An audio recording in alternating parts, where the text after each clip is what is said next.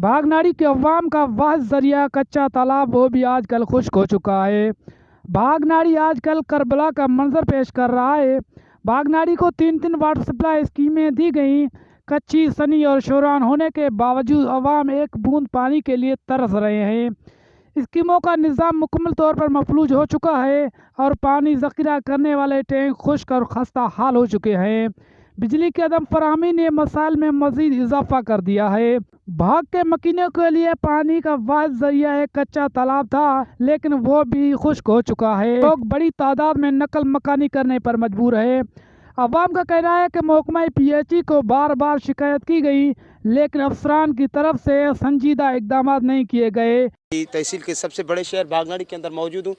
आप मेरे पीछे देख सकते हैं कि पीने का पानी का जो एक तालाब था वो तालाब मुकम्मल तौर पर अब ख़त्म होने को है और यहाँ पर महकमा पब्लिक हेल्थ भाग की आवाम बिलखुसूस तहसील भाग को पानी देने में मुकम्मल तौर पर नाकाम नज़र आ रहा है। ये वो पानी है जो शायद के यहाँ के जानवर भी ना पी सके। हमारे अंदर यहाँ के मज़दूर लोग सारा दिन काम करने के बाद फिर रात को अपना आराम और नींद हराम करके सारी रात यहाँ पर पानी के लिए फिर रहे हैं, लेकिन 3 स्कीमात होने के बावजूद भाग की आवाम को इस वक्त तक 1 लीटर पानी भी उस पाइपलाइनों से यहाँ के महकमा पब्लिक हेल्थ के जो आला हुकाम है वो पानी देने में नाकाम नज़र आ रहे हैं। हमें तो अवाम ने एक मरतबा फिर हुकूमत से मुतालबा किया है कि नाअहल अफसरान के खिलाफ फौरी कार्रवाई की जाए और भाग तहसील में साफ पानी के लिए फौरी इकदाम किए जाएं। कैमरा टीम के साथ राहत हमजा, वश न्यूज़, भाग।